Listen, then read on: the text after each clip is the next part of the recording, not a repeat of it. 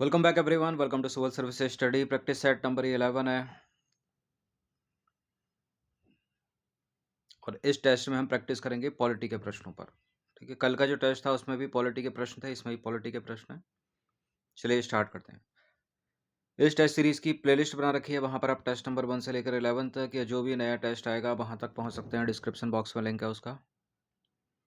Question number 1 है यहाँ पर, अगस्त 1946 में गठित अंतरिम राष्ट्रीय सरकार में सरदार बलदेव सिंह के पास कौन सा विभाग था? इसी तरह का प्रश्न कल के टेस्ट में भी था। सरदार बलदेव सिंह के पास था रक्षा विभाग। ठीक है, सी है इसका आंसर। श्रम विभाग जो है वो जगजीवन राम के पास था। खाद्य एवं कृषि विभाग डॉक्टर राजेंद्र प्रसाद के पास। शिक्षा और कला सी राजगोपालाचारी के पास। ठीक है, यह सदस्य यह विभाग डॉक्टर राजेंद्र प्रसाद के पास खाद्य एवं कृषि विभाग था, जगजीवन राम के पास श्रम विभाग, सरदार बलदेव सिंह के पास रक्षा विभाग और सी राजगोपालाचारी के पास था शिक्षा और कला।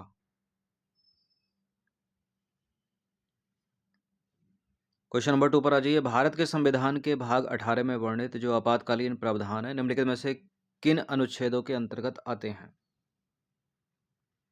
आपातकालीन प्रावधान है अनुच्छेद 352 से लेकर 362, सॉरी 360। ठीक है, 352 टू 360 ए है इसका आंसर। देखिए, भारतीय संविधान के भाग 18 में भाग 18 है और अनुच्छेद 352 से लेकर 360 तक आपातकालीन या आपातकाल से जुड़े प्रावधान हैं, यानी इमरजेंसी प्रोविजन भाग 18 में 352 टू 360। ये प्रावधान केंद्र सरकार को असामान्य परिस्थितियों से निपटने में मदद करते हैं। क्वेश्चन नंबर 3 पर आ जाइए। नागरिकता अधिनियम 1955 के अनुसार निम्नलिखित में से किससे भारत की नागरिकता प्राप्त की जा सकती है? कल प्रश्न था कैसे छीनी जा सकती है, ठीक है, या निलंबित की जा सकती है। तो भारत की नागरिकता जन्म से प्राप्त की जा सकती है, पंजीकरण से प्राप्त की जा सकती है, प्राकृतिकरण से प्राप्त की जा सकती है, वंचित करने से तो छिन जाएगी। 1 2 3 बी है इसका आंसर। नागरिकता अधिनियम 1955 के अनुसार निम्नलिखित के आधार पर नागरिकता यानी सिटीजनशिप प्राप्त करने का प्रावधान है। नागरिकता भारतीय संविधान के भाग 2 में वर्णित है। ठीक है, जन्म से, वंश से, पंजीकरण कराने से और प्राकृतिकरण से और क्षेत्र का समावेश से, इन 5 तरीकों से प्राप्त की जा सकती है। इस टेस्ट सीरीज की या फुल टेस्ट सीरीज से जुड़ सकते हैं इसे नंबर इस पर व्हाट्सअप करके। क्वेश्चन नंबर 4 है, निम्नलिखित में से कौन सा कथन सही है? दो कथन है यहाँ पर। भारतीय संविधान के अनुच्छेद 25 से 29 में धार्मिक स्वतंत्रता का अधिकार बताया गया है। यह अधिकार केवल नागरिकों के लिए उपलब्ध है, गैर नागरिकों के लिए नहीं। क्या धार्मिक स्वतंत्रता का अधिकार केवल भारतीय नागरिकों के लिए है 25 से 29?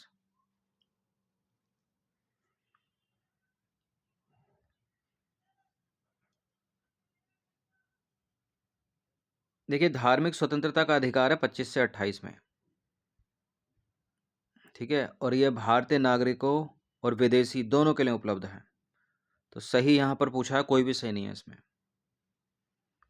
ठीक है, भारतीय संविधान के अनुच्छेद 25 से 28 में धार्मिक स्वतंत्रता का अधिकार बताया गया है।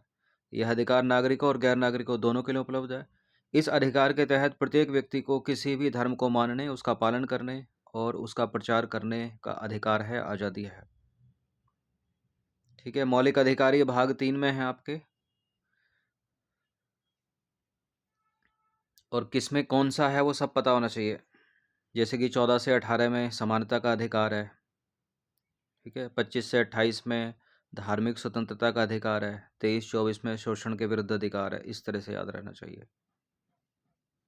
पांचवा प्रश्न है, अनुच्छेद 19(1)(a) के तहत भाषण और अभिव्यक्ति की स्वतंत्रता के अधिकार में शामिल है क्या क्या? किसी अखबार पर प्री सेंसरशिप लगाने के खिलाफ अधिकार है, सरकारी गतिविधियों के बारे में जानने का अधिकार है, प्रदर्शन या धरना देने का अधिकार लेकिन हड़ताल का अधिकार नहीं है। ठीक है, प्रदर्शन करने का अधिकार है, धरना देने का अधिकार है, लेकिन हड़ताल का अधिकार नहीं है लिखा है यहाँ पर, इसलिए सही हो जाता है। ये भी सारे के सारे सही हैं, डी है इसका आंसर। इस चीज़ को याद रखिएगा, हड़ताल पर जाने का अधिकार नहीं है, प्रदर्शन करने का अधिकार है, धरना देने का अधिकार है। अनुच्छेद 19(1)(a) के तहत भाषण और अभिव्यक्ति की स्वतंत्रता के अधिकार में शामिल है क्या क्या? पत्रकारिता का अधिकार है, पत्रकारिता की स्वतंत्रता है, व्यावसायिक विज्ञापनों की स्वतंत्रता है, अपने विचारों के साथ साथ दूसरों के विचारों का प्रचार करने का अधिकार है, टेलीफोन पर बातचीत की टैपिंग के खिलाफ अधिकार है, प्रसारण का अधिकार है, अर्थात इलेक्ट्रॉनिक मीडिया पर सरकार का एकाधिकार नहीं है। किसी राजनीतिक दल या संगठन द्वारा बुलाए गए बंद के खिलाफ अधिकार है, सरकारी गतिविधियों के बारे में जानने का अधिकार है और मौन रहने की स्वतंत्रता भी है। और क्या क्या, किसी अखबार पर प्री सेंसरशिप लगाने के खिलाफ अधिकार है, प्रदर्शन या धरना देने का तो अधिकार है लेकिन हड़ताल पर जाने का अधिकार नहीं है। तो सारे सही हैं। क्वेश्चन नंबर 6 पर आ जाइए। संवैधानिक रिट है एक वंदी प्रत्यक्षीकरण, अंग्रेजी में इसको हैबियस कॉर्पस बोलते हैं। इसके संदर्भ में कौन सा कथन सही है? यह न्यायालय द्वारा किसी व्यक्ति को जारी किया जाने वाला एक आदेश है जिसने किसी अन्य व्यक्ति को हिरासत में लिया है। वंदी प्रत्यक्षीकरण का शाब्दिक अर्थ है सशरीर उपस्थिति। बिल्कुल ये करेक्ट है, दोनों के दोनों सी है इसका आंसर। देखिए सीरीज ये भले यूपीपीएससी के नाम से चल रही हो लेकिन किसी भी स्टेट के पीसीएस के लिए इंपॉर्टेंट है। और जो भी एग्ज़ाम्स आपके आने वाले हैं जैसे कि आरआरबी एनटीपीसी हो गया, उसमें भी हेल्पफुल होगी ये। और जो टीचर्स के एग्ज़ाम हैं उनमें भी तो जीएस आती है, उनके लिए भी हेल्पफुल होगी। वंदे प्रशिक्षण का शाब्दिक अर्थ सशरीर उपस्थिति है। यह न्यायालय द्वारा उस व्यक्ति को जारी किया गया एक आदेश है जिसने किसी अन्य व्यक्ति को हिरासत में लिया है ताकि उसके सामने उसके शरीर को पेश किया जा सके। इसके बाद न्यायालय हिरासत के कारण और वैधता की जांच करती है। यदि हिरासत अवैध पाई जाती है तो हिरासत में लिए गए व्यक्ति को मुक्ति मिल जाती है। इस प्रकार यह रिट मनमानी हिरासत के विरुद्ध व्यक्तिगत स्वतंत्रता की रक्षा करती है। इस रिट को उच्च न्यायालय यानी हाई कोर्ट और उच्चतम न्यायालय यानी सुप्रीम कोर्ट के द्वारा जारी किया जा सकता है।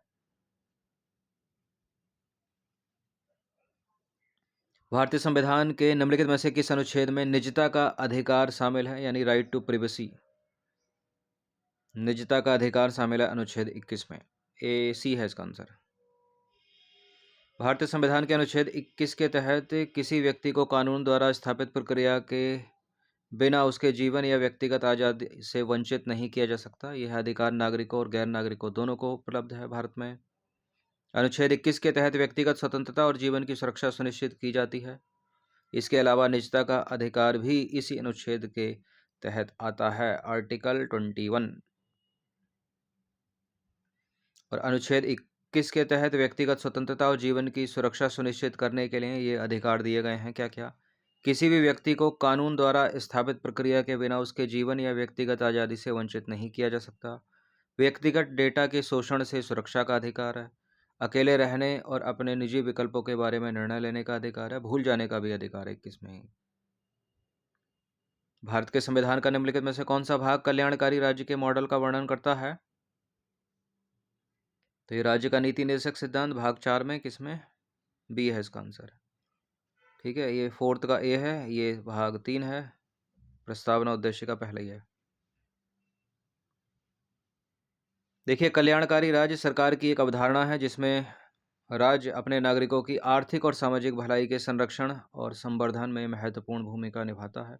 सरकार एक सामाजिक सुरक्षा जाल की उपलब्धता सुनिश्चित करती है जिसमें शिक्षा, आवास, जीविका, स्वास्थ्य सेवा आदि शामिल हो सकते हैं। यह भारतीय संविधान के भाग 4 में शामिल राज्य के नीति निर्देशक सिद्धांत का हिस्सा है। इस टेस्ट सीरीज़ की या फुल टेस्ट सीरीज से जुड़ सकते हैं नंबर इस पर व्हाट्सअप करके। बाकी सब्सक्राइब रखना सिविल सर्विसेज स्टडी चैनल को। सरकारी समितियों को प्रोत्साहन संविधान के किस अनुच्छेद में दिया गया है? सरकारी समितियों को प्रोत्साहन दिया गया है अनुच्छेद 43 का बी, डी है इसका आंसर।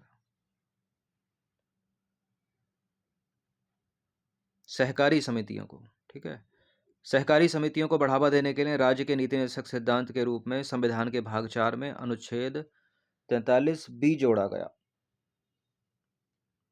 ठीक है, राज्य का नीति निर्देशक सिद्धांत ही है ये।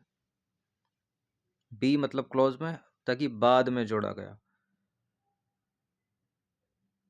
ठीक है, जैसे कि 19(1) बाद में जोड़ा गया, ए बाद में जोड़ा गया, इस तरह से 323 का ए एडमिनिस्ट्रेटिव ट्रिब्यूनल बाद में जोड़े गए। अंतिम मूल कर्तव्य किस वर्ष जोड़ा गया? जब संविधान बना था तो 10 मूल कर्तव्य शामिल थे उसमें। हाँ सॉरी, तब तो थे ही नहीं। सरदार स्वर्ण सिंह समिति ने जब अनुशंसा की थी तब 10 शामिल किए गए, बाद में एक जोड़ा गया सन 2002 में।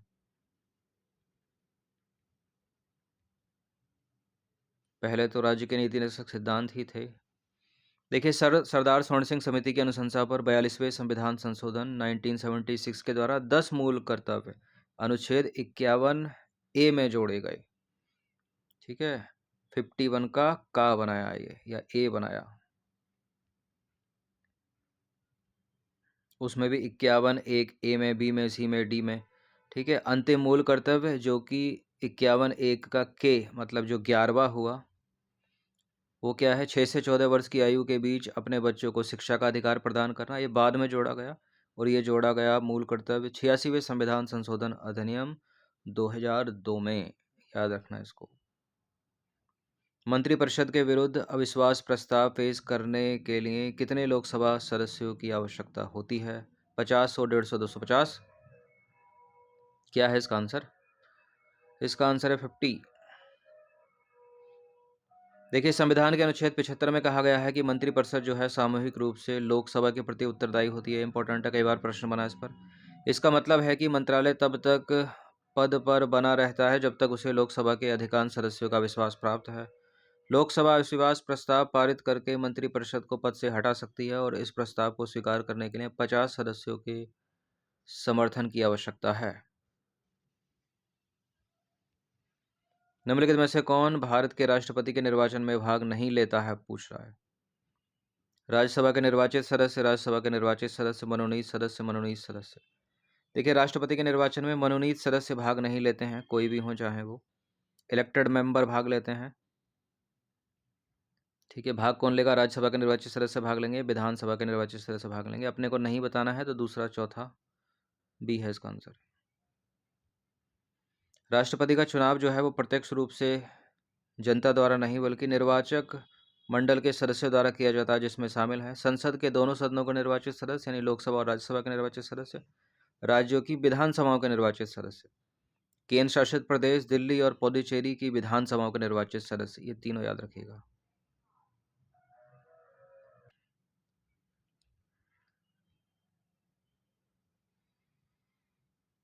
नेक्स्ट क्वेश्चन है, लोकतांत्रिक व्यवस्था में शक्तियों के पृथक्करण के सिद्धांत का क्या महत्व है?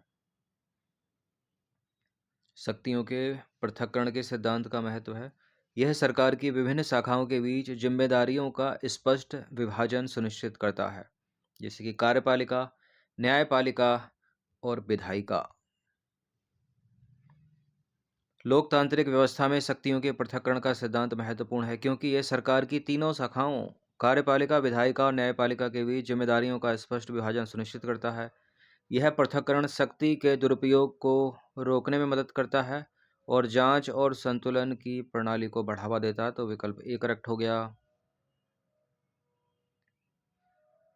नंबर 14 पर आ जाइए। निम्नलिखित में से कौन संसद का सदस्य हुए बिना भी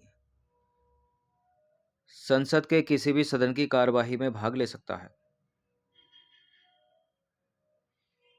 कौन है वो है एक तो भारत के महान्यायवादी, और कौन हो सकता है? मानवाधिकार आयोग का अध्यक्ष नहीं हो सकता, भारत के मुख्य न्यायाधीश नहीं, केंद्रीय मंत्री, बी है इसका आंसर। संविधान ने संसदीय विशेषाधिकारों को उन व्यक्तियों तक भी बढ़ा दिया है जो संसद के किसी सदन या उसकी समिति की कार्यवाही में बोलने और भाग लेने का अधिकार है। इसमें भारत के महान्यायवादी और केंद्रीय मंत्री शामिल हैं। अगला प्रश्न भी महान्यायवादी के, अटॉर्नी जनरल बोलते हैं इसको इंग्लिश में। भारत के महान्यायवादी के संदर्भ में कौन सा कथन सही है? संविधान में उन्हें हटाने की प्रक्रिया और आधार शामिल नहीं है। महान्यायवादी का पारिश्रमिक संविधान द्वारा तय नहीं किया गया है।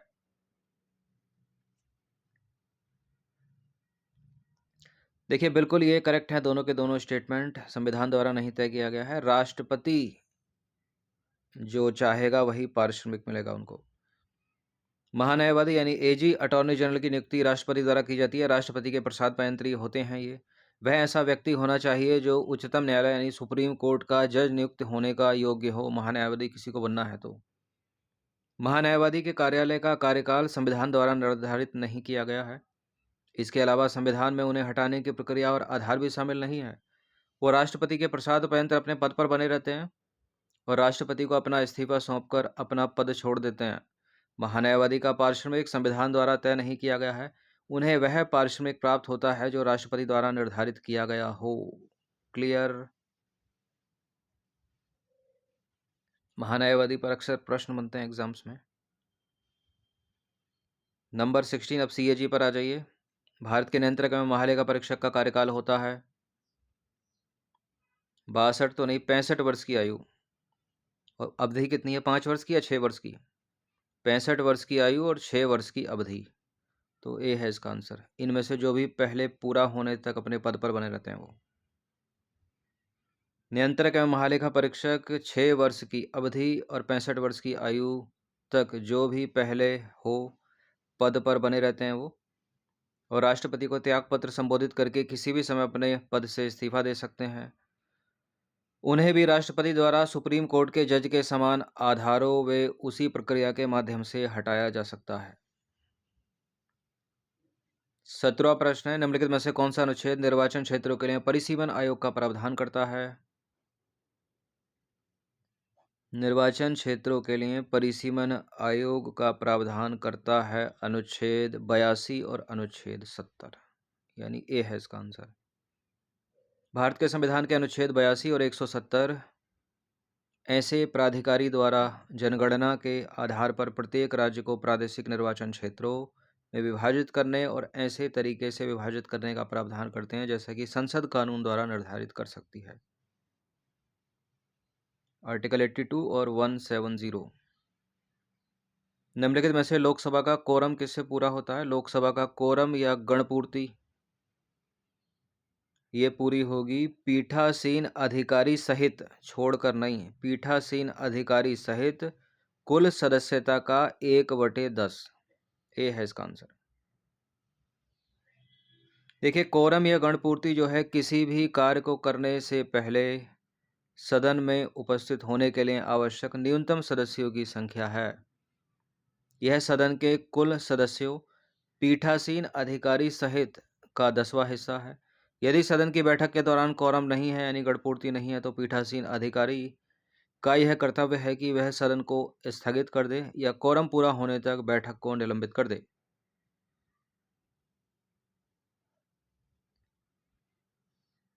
क्वेश्चन नंबर 19 पर आ जाइए। लोकसभा की प्रथम महिला अध्यक्ष थी कौन?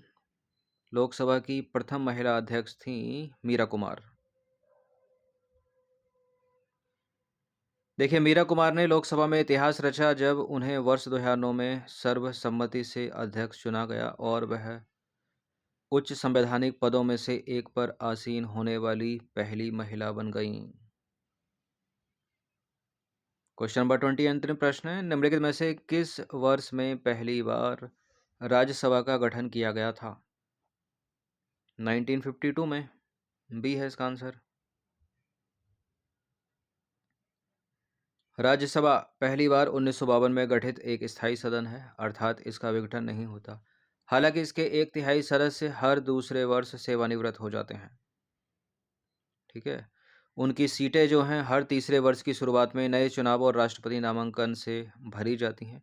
सेवानिवृत्त होने वाले सदस्य कितनी बार भी पुनर्निर्वाचन और पुनर्नामांकन के पात्र होते हैं, ये चीज़ इंपॉर्टेंट है, स्टेटमेंट बनाकर पूछी जा सकती है। तो कल और आज मिलाकर 30 प्रश्न, हमने 40 प्रश्न कवर कर लिए हैं 2020। ठीक है, इन सभी टेस्ट की फुल टेस्ट PDF से जुड़ सकते हैं नंबर इस पर कॉल या व्हाट्सएप करके। धन्यवाद।